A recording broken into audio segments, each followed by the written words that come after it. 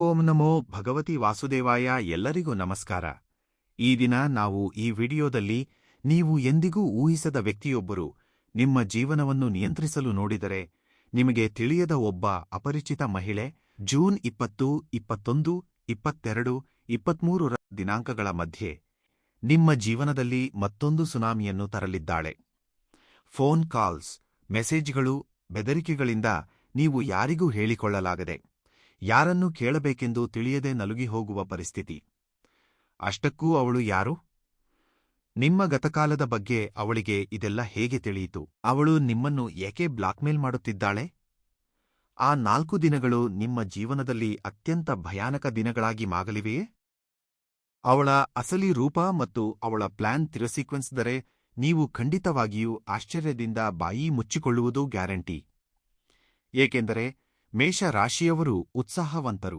ನೀವು ಎಷ್ಟೇ ಧೈರ್ಯವಂತರಾಗಿದ್ದರೂ ಒಬ್ಬ ಮಹಿಳೆಯ ವಿಷಯದಲ್ಲಿ ಅಥವಾ ಗೌರವ ಪ್ರತಿಷ್ಠೆಗೆ ಸಂಬಂಧಿಸಿದ ವಿಷಯದಲ್ಲಿ ಮುಂದುವರಿಯಲು ಸಾಧ್ಯವಿಲ್ಲ.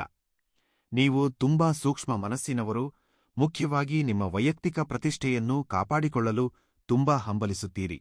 ನಿಮ್ಮ ಈ ದೌರ್ಬಲ್ಯವನ್ನೇ ಒಬ್ಬ ವ್ಯಕ್ತಿ ತನ್ನ ಆಯುಧವಾಗಿ ಬಳಸಿಕೊಳ್ಳಲು ನೋಡುತ್ತಿದ್ದಾಳೆ. ನೀವು ಯಾರಿಗಾದರೂ ಸಹಾಯ ಮಾಡಿದರೂ ಅಥವಾ ಯಾರೊಂದಿಗಾದರೂ ಸ್ನೇಹ ಬೆಳೆಸಿದರೂ ಅದು ನಿಮಗೆ ಶಾಪವಾಗಿ ಪರಿಣಮಿಸುತ್ತದೆ ಎಂದು ನೀವು ಕನಸಿನಲ್ಲೂ ಊಹಿಸಿರಲಿಲ್ಲ. ಹಿಂದೆ ನೀವು ತಿಳಿಯದೇ ಮಾಡಿದ ಒಂದು ಸಣ್ಣ ತಪ್ಪು ಅಥವಾ ನೀವು ನಂಬಿ ಹಂಚಿಕೊಂಡ ಒಂದು ರಹಸ್ಯ ಈಗ ನಿಮ್ಮ ಕುತ್ತಿಗೆಗೆ ಸುತ್ತಿಕೊಳ್ಳಲಿದೆ. ಪ್ರಸ್ತುತ ನೀವು ಯಾವುದೋ ಒಂದು ಹೊಸ ಕೆಲಸದಲ್ಲಿ ಅಥವಾ ವೃತ್ತಿಜೀವನದಲ್ಲಿ ತುಂಬಾ ಬ್ಯುಸಿಯಾಗಿದ್ದೀರಿ. ಜೀವನ ಚೆನ್ನಾಗಿದೆ, ಎಲ್ಲವೂ ಒಳ್ಳೆಯದಾಗುತ್ತಿದೆ ಅಂದುಕೊಳ್ಳುವ ಸಮಯದಲ್ಲಿ ಈ ಅಡಚಣೆ ಬರಲಿದೆ.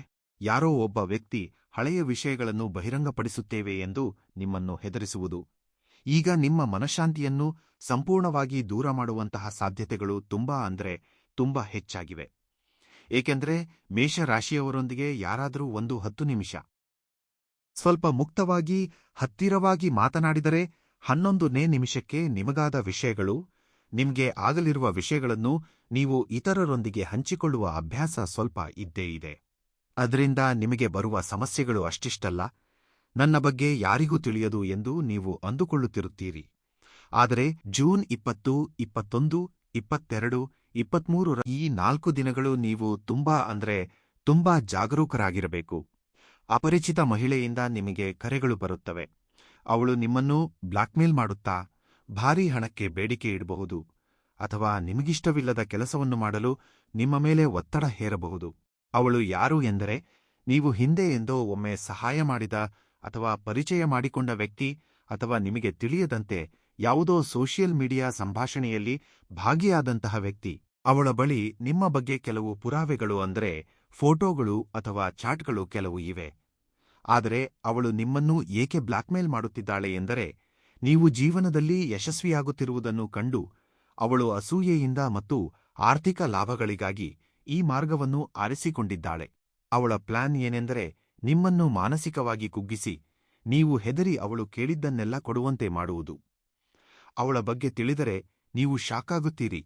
ಏಕೆಂದರೆ ಅವಳು ನಿಮ್ಗೂ ತನಗೂ ಯಾವುದೇ ಸಂಬಂಧವಿಲ್ಲದ ವ್ಯಕ್ತಿಯಂತೆ ಹೊರಗೆ ತಿರುಗುತ್ತಾ ಪರದೆಯ ಹಿಂದೆ ನಿಮ್ಮ ಜೀವನವನ್ನು ಆಳಲು ನೋಡುತ್ತಿದ್ದಾಳೆ. ನೀವು ಈ ಬ್ಲಾಕ್ಮೇಲಿಂಗ್ಗೆ ಮಣಿದರೆ ನಿಮ್ಮ ಜೀವನ ಅವಳ ಕೈಗೆ ಹೋಗಿಬಿಡುತ್ತದೆ. ಆದರೆ ಆ 4 ದಿನಗಳಲ್ಲಿ ನೀವು ಆ ಮಹಿಳೆ ಯಾರು ಎಂದು ಪತ್ತೆ ಹಚ್ಚಲು ಸಾಧ್ಯವಾದರೆ ಅವಳು ನಿಮ್ಮ ಮುಂದೆ ತಲೆ ಬಗ್ಗಿಸಬೇಕಾಗುತ್ತದೆ. ಅವಳು ಕೇವಲ ಒಂದು ನಾಟಕವಾಡುತ್ತಿದ್ದಾಳೆ.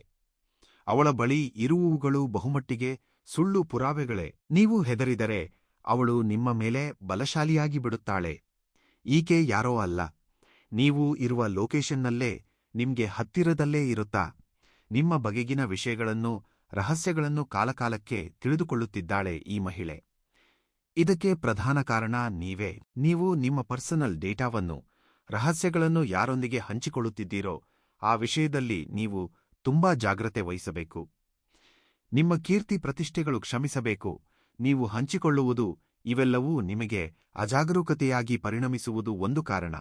ಹಾಗೆಯೇ ನಿಮ್ಮ ಕೀರ್ತಿ ಪ್ರತಿಷ್ಠೆಗಳು ಹೆಚ್ಚುತ್ತಿರುವುದನ್ನು ನೋಡಿ ಕೆಲವರು ನಿಮ್ಮ ಜೀವನವನ್ನು ನಾಶಮಾಡಬೇಕೆಂದು ದುರ್ಮಾರ್ಗದ ಆಲೋಚನೆಯಿಂದ ಇಂತಹ ಪ್ಲಾನ್ಗಳನ್ನು ಹಾಕುತ್ತಿದ್ದಾರೆ. ಇದು ಒಂದು ಡಿಜಿಟಲ್ ಟ್ರ್ಯಾಪ್ ಆಗಿ ಕೂಡ ನಿಮ್ಮ ಜೀವನದಲ್ಲಿ ಉಳಿಯುವ ಅವಕಾಶ ಕಾಣಿಸುತ್ತಿದೆ. ಜ್ಯೋತಿಷ್ಯ ಶಾಸ್ತ್ರದ ಪ್ರಕಾರ ಮೇಷರಾಶಿಗೆ ವ್ಯಯಸ್ಥಾನದಲ್ಲಿ ರಾಹುವಿನ ಸಂಚಾರವಿದೆ. ರಾಹುವು ಮಾಯೆ, ಅಪನಂಬಿಕೆ ಮತ್ತು ರಹಸ್ಯ ಶತ್ರುಗಳಿಗೆ ಕಾರಕನು. ಅದಕ್ಕಾಗಿಯೇ ಯಾರೋ ತಿಳಿಯದ ಮಹಿಳೆ ನಿಮ್ಮನ್ನು ಪೀಡಿಸುತ್ತಿದ್ದಾಳೆ. ಜೂನ್ 17ರ ನಂತರ ಚಂದ್ರನ ಸಂಚಾರ ಶತ್ರುಸ್ಥಾನದಲ್ಲಿ ಇರುವುದರಿಂದ ಇಂತಹ ಬೆದರಿಕೆಗಳು ಊಹಿಸದ ರೀತಿಯಲ್ಲಿ ಹೊರಬರುವುದು ನಡೆಯುತ್ತದೆ. ಇದರಿಂದ ನಿಮಗೆ ಉಂಟಾಗುವ ಅತೀ ದೊಡ್ಡ ನಷ್ಟ ಎಂದರೆ ನಿಮ್ಮ ಮಾನಸಿಕ ಪ್ರಶಾಂತತೆ. ನೀವು ಹೆದರಿ ಅವಳಿಗೆ ಮಣಿದರೆ ಆರ್ಥಿಕವಾಗಿ ನಷ್ಟಪಡುವುದಲ್ಲದೆ ಪದೇ ಪದೇ ಅವಳ ಕಿರುಕುಳಕ್ಕೆ ನೀವು ಬಲಿಯಾಗುತ್ತೀರಿ. ಒಮ್ಮೆ ಮಣಿದರೆ ಜೀವನ ಪರ್ಯಂತ ಅವಳು ನಿಮ್ಮನ್ನು ಬಿಡುವುದಿಲ್ಲ. ಇದೇ ನಿಮಗೆ ಅತೀ ದೊಡ್ಡ ಅಪಾಯವಾಗಿ ಪರಿಣಮಿಸುವ ಅವಕಾಶವಿರುತ್ತದೆ. ಆದರೆ ನೀವು ವಹಿಸಬೇಕಾದ ಮುನ್ನೆಚ್ಚರಿಕೆಗಳು ಏನೆಂದರೆ, ಯಾರಿಗೂ ನಿಮ್ಮ ವೈಯಕ್ತಿಕ ಫೋಟೋಗಳನ್ನು ಅಥವಾ ರಹಸ್ಯಗಳನ್ನು ಫೋನ್ ಮೂಲಕ ಶೇರ್ ಮಾಡಬೇಡಿ. ನಿಮಗೆ ಬೆದರಿಕೆ ಕರೆಗಳು ಬಂದರೆ ಹೆದರದೆ ತಕ್ಷಣ ಪೊಲೀಸರಿಗೆ ಅಥವಾ ನಂಬಿಕಸ್ಥರಿಗೆ ತಿಳಿಸಿ. ಆ ಮಹಿಳೆ ಯಾರು ಎಂದು ತಿಳಿಯಲು ಪ್ರಯತ್ನಿಸಿ ಅವಳಿಗೆ ಮಣಿಯಬೇಡಿ. ಅವಳು ಕವಚದಂತೆ ನಿಮಗೆ ಜೊತೆಯಿರುತ್ತಾಳೆ. ಆ ದುರ್ಗಾದೇವಿಯು ನಿಮಗೆ ಜೊತೆಯಿರುತ್ತಾಳೆ. ಯಾವುದೇ ಫೋನ್ ಕರೆಗೆ ನೀವು ಹಣವನ್ನು ಕಳುಹಿಸಬೇಡಿ. ಮುಖ್ಯವಾಗಿ ಭಯ ಎಂಬುದು ಆಯುಧವಲ್ಲ, ಅದು ನಮಗೆ ನಾವೇ ಹಾಕಿಕೊಳ್ಳುವ ಕೆಲವು ಸಂಕೋಲೆಗಳು. ಈ ಜೂನ್ 20ರಿಂದ 21, 22, 23ರವರೆಗೆ ನಡೆಯುವ ಈ ನಾಟಕದಲ್ಲಿ ನೀವು ದುರ್ಬಲರಾಗಬೇಡಿ. ಯಾರೋ ನಿಮ್ಮನ್ನು ಬ್ಲಾಕ್ಮೇಲ್ ಮಾಡುತ್ತಿದ್ದಾರೋ ಅವರಿಗೆ ನೆನಪು ಮಾಡಿ. ನಿಮ್ಮ ಭಯಕ್ಕಿಂತ ನಿಮ್ಮ ಧೈರ್ಯ ದೊಡ್ಡದು ಎಂದು ಅವರಿಗೆ ತಿಳಿಸಿ. ನೀವು ಯಾವುದೇ ತಪ್ಪು ಮಾಡದಿರುವಾಗ ಎಂದಿಗೂ ಯಾರೂ ಕೂಡ ಹೆದರಬೇಕಾದ ಅಗತ್ಯವಿಲ್ಲ. ಧೈರ್ಯವಾಗಿ ನಿಂತರೆ ಆ ಅಪರಿಚಿತ ಮಹಿಳೆ ನಿಮ್ಮ ಕಣ್ಣ ಮುಂದಿನಿಂದ ಮಾಯವಾಗಿ ಒಂದೇ ಏಟಿಗೆ ಬೆದರಿ ಹೋಗುವುದು ಖಂಡಿತ. ಜೀವನ ಎಂಬುದು ನಿಮ್ಮದು, ಅದನ್ನು ನೀವೇ ಆಳಿ, ಬೇರೆ ಯಾರೋ ಅಲ್ಲ. ಆತ್ಮವಿಶ್ವಾಸದಿಂದ ಮುನ್ನಡೆಯಿರಿ. ಎಲ್ಲೂ ಕೂಡ ನಾವು ತಪ್ಪು ಮಾಡದಿರುವ ತನಕ ಯಾವುದೇ ರೀತಿಯ ಭಯವನ್ನು ನಾವು ಪಡಬೇಕಾದ ಅಗತ್ಯವಿಲ್ಲ. ಈ ವಿಡಿಯೋ ನಿಮಗೆ ಉಪಯುಕ್ತವಾಗಿದೆ ಎಂದು ಮನಪೂರ್ವಕವಾಗಿ ಭಾವಿಸುತ್ತೇನೆ. ವಿಡಿಯೋ ಇಷ್ಟವಾದರೆ ತಪ್ಪದೆ ಲೈಕ್ ಮಾಡಿ, ಶೇರ್ ಮಾಡಿ, ಸಬ್ಸ್ಕ್ರೈಬ್ ಮಾಡಿಕೊಳ್ಳುವುದನ್ನು ಮಾತ್ರ ಮರೆಯಬೇಡಿ.